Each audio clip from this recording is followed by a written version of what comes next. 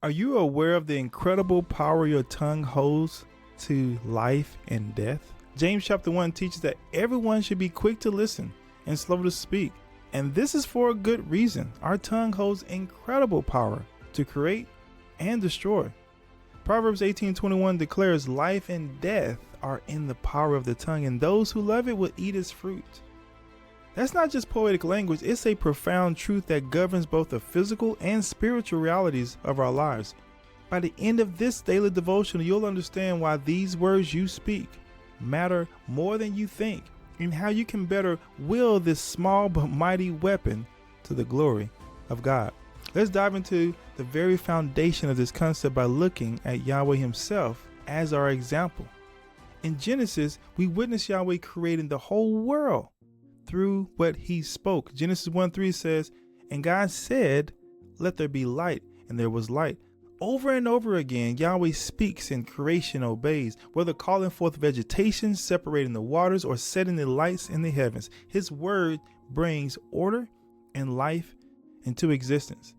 Then in Genesis 1:27, Yahweh created man in his image, not in physical likeness, but in essence. Part of this likeness includes the power to speak words that create or destroy. This is why Proverbs 18:21, as well as a host of other scripture, reminds us death and life are in the power of the tongue, and those who love it will eat its fruit. Think about that for a moment.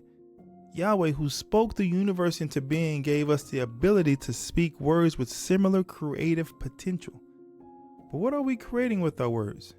Are we speaking life and blessing, or death and curses over others and even ourselves? In today's culture, it's easy to overlook the significance of our words. But Yahweh never underestimates their power. That's why in Matthew chapter 12, verse 33, when speaking to a group of Pharisees, Yeshua reveals important principles about what our words means, saying in verse 33, either make the tree good and its fruit good, or make the tree bad and its fruit bad.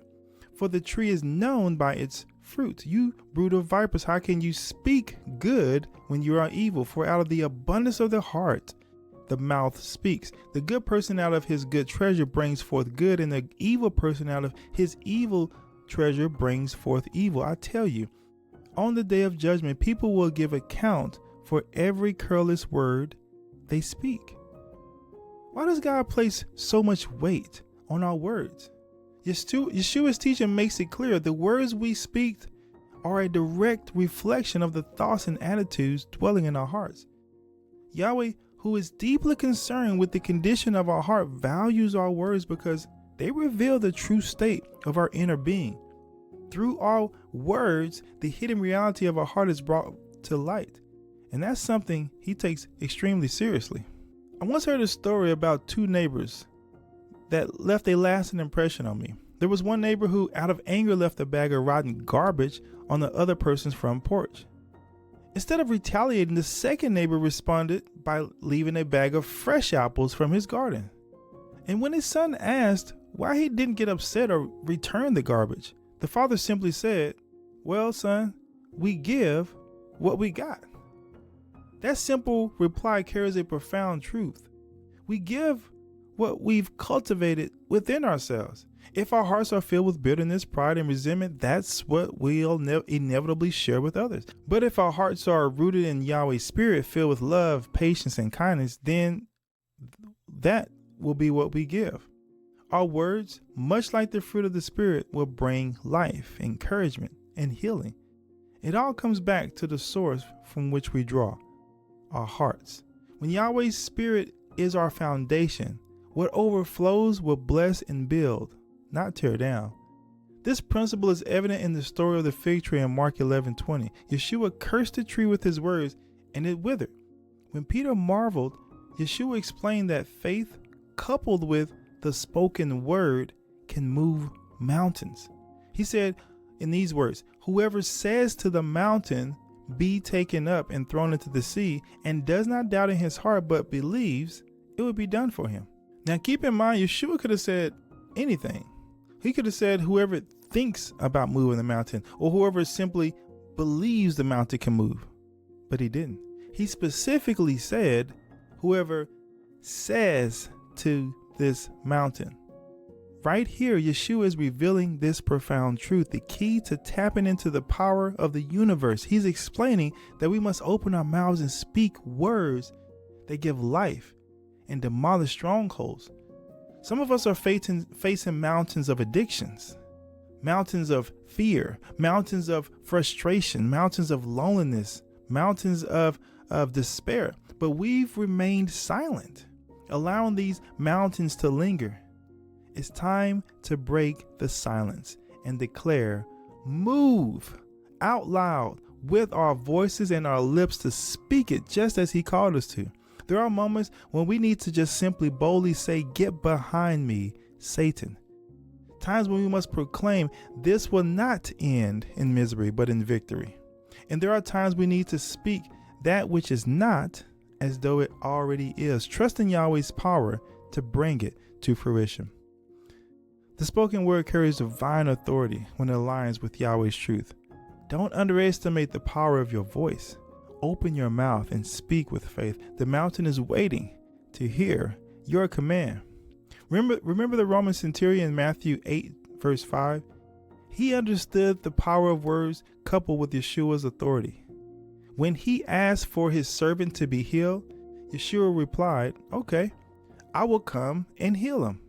However, understanding this principle, the centurion replied, Lord, I am not even worthy to have you come under my roof, but only say the word, and my servant will be healed. For I too am a man under authority with soldiers under me, and I say to one, go, and he goes, and to another, come, and he comes, and to my servant, do this, and he does it.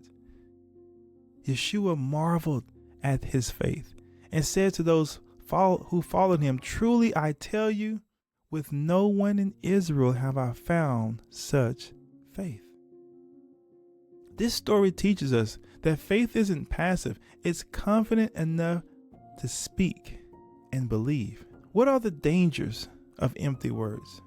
Our words carry so much weight that Yahweh took vows and oaths so seriously, as we see in scriptures like Numbers 30. While our culture often overlooks the significance of what we say, Yahweh doesn't. Careless words can destroy relationships, hinder spiritual growth, and reveal a heart far from God. James chapter 3 verse 5 warns us, the tongue is a small member, yet it boasts of great things. It is a fire, a world of unrighteousness. If left unchecked, our words can cause untold damage. This is why it's critical to align our hearts with Yahweh so that our speech becomes a fountain of life rather than destruction. So, what kind of fruit are your words producing? Are they building others up, or are they tearing them down? Are they rooted in faith, or do they reflect doubt and fear? Take this opportunity to reflect on how your words align with Yahweh's will. And if this daily devotion has challenged you, share it with someone who needs encouragement, and consider subscribing to this channel for daily lessons that inspire and equip you to live fully for Yahweh. How can we learn to speak life into our world? What happens when we use our words to glorify Yahweh and build up others? When we align our speech with His Spirit, we become vessels of His love and power. Proverbs 15:4 reminds us, a gentle tongue is a tree of life. Our words can heal relationships, inspire faith, and create an atmosphere of peace and joy. Imagine the lives you can touch simply by speaking words of encouragement and truth. Yeshua modeled this perfectly. Every word he spoke was intentional, whether rebuking storms, healing the sick, or comforting the brokenhearted. As his followers, we're called to do the same. What affirmations will you speak over yourself and others today? Let today be the day you choose to speak life. Stop speaking death over yourself. Instead, speak as Yahweh did in creation, with intentionality and faith, so that he can look at your words and say, it is good. Let's pray. Heavenly Father, thank you for the power you've given us through your words. Forgive us for the times we've spoken carelessly or brought harm with our own speech. Help us to align our hearts with yours so that our words reflect your love, your truth, and power.